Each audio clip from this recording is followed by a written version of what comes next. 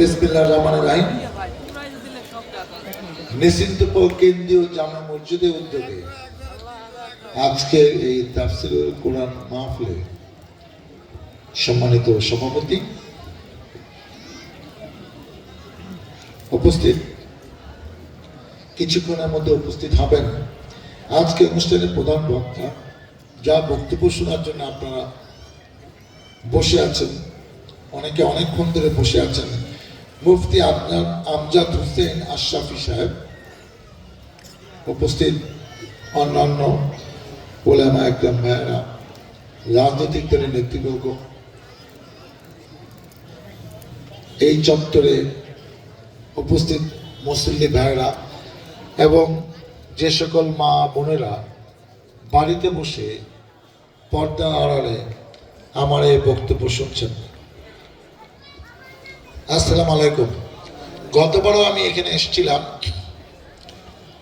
এবছর আমাকে বলা হয়েছে যে গত বছর নাকি আমি একটু আগে এসে তাড়াতাড়ি চলে গেছি। অনেক এলাকাবাসী আমাকে দেখতে পায় নাই, আমার কথা শুনতে পারে নাই। তা আজকে যেন আমি যখনই আসি 9টা আগে যেন না আসি। আমার কিন্তু আজকে আমার গ্রামে একটি প্রথম পুনর্মিলনী যারা এই কলেজ থেকে এইচএসসি পাশ করেছে, আমি 96 সালে এই কলেজটি করেছি, 98 সালে প্রথম ব্যাচ বাড়িয়েছে, এবছর 27তম ব্যাচ বাড়িয়েছে। তাদের একটা পুনর্মিলনী হয়েছে, 600 650 ছাত্রছাত্রী ছিল। আমি মাগিয়ে নামাজ পড়তে গেছি, তারপর আমি পাম্পে কিছু দলীয় আলাপ আলোচনা করে এই যে 9টার পরে এখানে আসলাম যে ঠিক আছে 9টার পরে হয়তো এই গ্রামে এই এলাকা যারা ওয়াজে যাবেন সবাইকে আমরা একসাথে পাবো। তো সেই জন্য এই বছর দিল্লিতে এসছি। আর একটা হলো যে আপনারা জানেন যে ফেব্রুয়ারি মাসে 5 কিংবা 12 কিংবা অন্য কোনো দিনে নির্বাচন হবে, এরকমই আভাস আমরা পাচ্ছি, সরকার ঘোষণা করেছে। এখন এতগুলা এই ভাইকে তো একসাথে পাওয়া খুব কষ্ট। আমি জানি যে ওয়াজ মাহফিলে এইভাবে এসে রাজনৈতিক কথা বলা, ভোট চাওয়া, এটা রেওয়াজ নাই, এটা জায়েজ না, কিন্তু আমাদের উপায় নাই। আমরা 2-4 কথা বলে আমরা চলে যাব, তারপর যারা এখানে ওয়াজ করবেন তারা তাদের ইচ্ছা অনুযায়ী তাদের সুবিধা মতো যতক্ষণ ইচ্ছা করবে, সমস্যা নেই, আপনারা যতক্ষণ ভাল লাগে শুনবেন। আর আমরা চলে গেলে আপনাদের জন্য সুবিধা হবে। এখানে অনেকে আছে যারা খালি নড়াচড়া করে মোবাইল দেখে, আপনাদের জন্য একটা বিব্রত অবস্থা হয়। আপনারা শান্তিতে ওয়াজ দেখেন, এটাও আমরা চাই। দেখেন আপনারা 96 এবং 2001 সালে আমি পরপর 2বার সংসদ সদস্য হলাম। এক সময় মেডিকেল কলেজ থেকে পাশ করে সব বিসিএস পাশ করে চাকরি করলাম, কিন্তু চাকরি শেষ পর্যন্ত রাখতে পারলাম না, কারণ সরকারি চাকরি অবস্থায় সংসদ নির্বাচনে অংশগ্রহণ করা যায় না। স্বেচ্ছায় রিজাইন করে এই জনপ্রতিনিধি হলাম। তার মানে বাবা মা যে কষ্ট করে যে ইচ্ছা নিয়ে আমাকে ডাক্তার বানাইলো, আমি ডাক্তার হইলাম, কিন্তু জনগণের ডাক্তারি বিদ্যা দিয়ে সেবা করতে পারলাম না। কিন্তু যেটা করলাম সেটা হলো বড় প্ল্যাটফর্ম, হাজার হাজার লক্ষ লক্ষ মানুষকে যেটা সেবা দেওয়া যায়। 10 বছর করলাম। তারপর এমন এক জালিম সরকার আসতো, রাজনীতি তো দূরের কথা, বাড়িতেই থাকতে পারি না।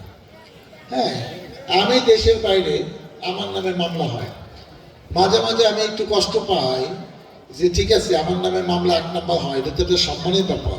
মামলা হয়েছে 70 জন আসামি, আমার নাম্বার 1। মাঝে মাঝে দেখি আবার পিছনে নাম্বার, আমার নাম্বার 6 নাম্বার, 8 নাম্বার, 10 নাম্বারে। তখন আবার কষ্ট লাগে যে বেটা আমি তো 1 নাম্বার নেতা বিএনপি, তুই আমার নাম পরে দেশ কেন? ইজ্জতের সাথে মামলা দে, আমার মান ইজ্জত নষ্ট করিস না। তো এরকম করতে করতে কিছু মামলা তো খারিজ হয়ে গেছে, এখনো 53টি মামলা আছে, 3বার তো জেল খাটছি। দেখেন আমি 2008 সালে নির্বাচন করছি, 2014 সালে বিএনপি যায় নাই, 2018 সালে দিনে ভোট রাতে হইল, 24 সালে জানে ওই ইলেকশন আমি করছি। এবছর আমি 5ম বারের মতো এই ঢাকা 19 আসনে ধানের শেষ প্রতীক নিয়ে আমাকে নির্বাচন করতে হচ্ছে।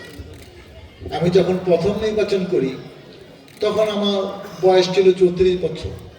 আজকে হাঁটি হাঁটি পা পা করে অনেক বছর চলে গেছে। আজকে এত অত্যাচার করার পরও আজকে আল্লাহ হায়াত দিয়েছে দেখে আমি কিন্তু এখনো সুস্থ শরীরে এখানে জীবিত আছি, বেঁচে আছি। আপনাদের উদ্দেশ্যে কিছু বলতে চাচ্ছি। আমি ধন্যবাদ কৃতজ্ঞতা জানাই যে আমরা অনেক রাজনৈতিক দল বিএনপি সহ আন্দোলন সংগ্রাম করে যা করতে পারি নাই, আজকে 5ই আগস্ট 36 দিনে ছাত্র শ্রমিক জনতা 1500-1600 শহীদ হলেন, 15,000 16,000 আহত, পঙ্গু, অসুস্থ অবস্থা এখনো আছেন। তাদের উসিলায় আমার নতুন গণতন্ত্রকে ফিরে পেলেন। কিন্তু বিএনপি যে 15-16-17 বছর আন্দোলন সংগ্রাম করেছে, তাদের হাজার হাজার নেতাকর্মী খুন গুম হয়েছে এবং মামলা খেয়েছে, জেলে ছিল, এটা কিন্তু জনগণের উপর এফেক্ট করছে। সেই এফেক্টটা আমরা কি বুঝেছি জানি না, গোয়েন্দা সংস্থা খুব ভালো জানতো এবং সে তাদের প্রধানমন্ত্রীকে ভালোই বুঝেছে যে ম্যাডাম যাই বলেন ইলেকশনে হলে কিন্তু আপনি কোনো ইলেকশনে জিততে পারবেন না। সেই জন্য প্রত্যেক ইলেকশনে সে কাজটাজি করছে। সে জনগণকে এত ভয় পাইতো যে জনগণ রাগে খুবই ফুসে আছে, সুযোগ পাইলে ভোটটা আপনার বিরুদ্ধে দিয়ে দিবে। সে কিন্তু যাতে জনগণ ভোট না দেয় সে ভোট করছে এবং 18 সালে এমন ভয় পাইল যে দিনের বেলা ভোটগুলো তো খবর আছে যার তো বাক্স করে চেয়ে দেন। তো এইরকম ইলেকশন বাংলাদেশের জীবনে কেউ দেখে নাই। আপনারা অনেকে আছেন এই 2-3টা ইলেকশন আপনি 10-15 বছরের পরে ভোটই দিতে পারেন নাই। সামনে আপনাদের এই সুযোগ আছে এবং আমরা সবাই আশা করে আছি যে এই নির্বাচন সুষ্ঠু হবে এবং সত্যিকারে ভোটের মাধ্যমে সত্যিকারে একজন নেতা হবে, জনপ্রতিনিধি হবে যার নেতৃত্বে সবার ঢাকা 19-এ উন্নয়ন।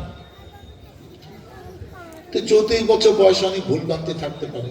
আমার ভুলের কারণে কেউ যদি আঘাতপ্রাপ্ত হয়ে থাকেন, মনে আঘাত পেয়ে থাকেন, ক্ষতিগ্রস্ত হয়ে থাকেন, অর্থনৈতিকভাবে সামাজিক মর্যাদা ক্ষুণ্ণ হয়ে থাকে, আমি আপনাদের কাছে দুঃখ প্রকাশ করছি।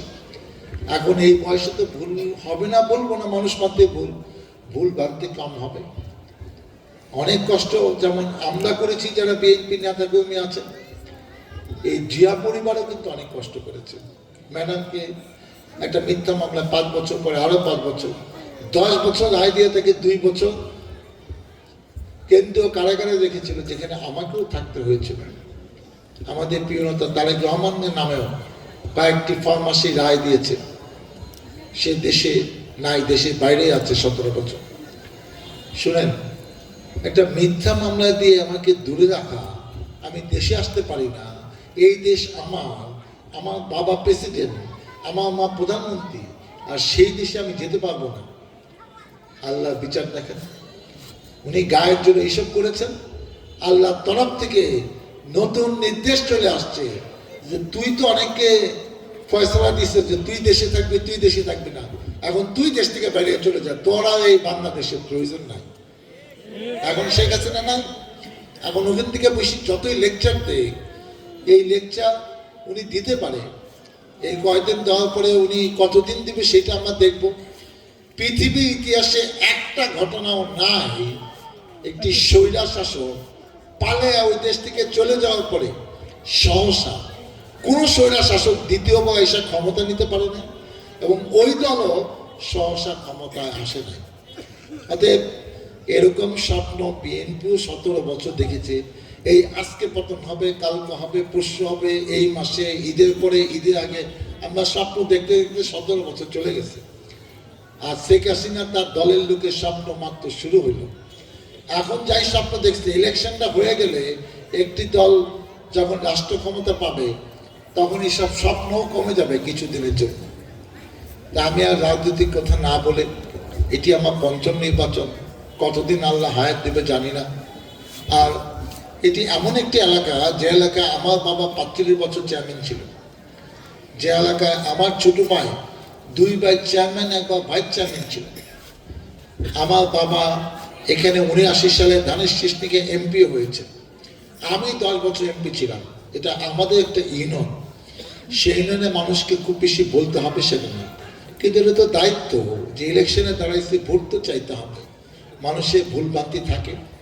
তারপরে আমি আপনাদের কাছে বিনীতভাবে নিবেদন করছি যে এই ফেব্রুয়ারি মাসে আমি আপনাদের দোয়া চাই, আপনাদের সহযোগিতা চাই, আপনাদের সমর্থন চাই। আপনাদের ভোটে এই এলাকার জনপ্রতিনিধি, সংসদ সদস্য, এমপি হয়ে আপনাদের পাশে, আপনাদের কল্যাণে, আপনাদেরকে সাথে নিয়ে এলাকায় যেন উন্নয়ন করতে পারি, মহান আল্লাহ তাআলা আমাকে যেন সেই তৌফিক দেয়। আমি আজকে এখানে এসেছি। আমি জানি প্রত্যেকটি মসজিদে কম বেশি অসুবিধা থাকে, অর্থনৈতিক অসুবিধা নাই এরকম কোনো মসজিদ আমি এই সাভার এলাকায় জানি না। আমিও ব্যক্তিগতভাবে 25,000 টাকা নগদ অনুদান আমি এই মসজিদকে দিয়ে যাচ্ছি। মসজিদ কমিটি যারা আছেন দায়িত্বশীল, প্রেসিডেন্সিকে আব্দুল সভাপতি, ভালো করে কওয়া, আমি সভাপতি, দেন টাকাটা। আপনারা আমার জন্য দোয়া করেন। আল্লাহ হাফেজ।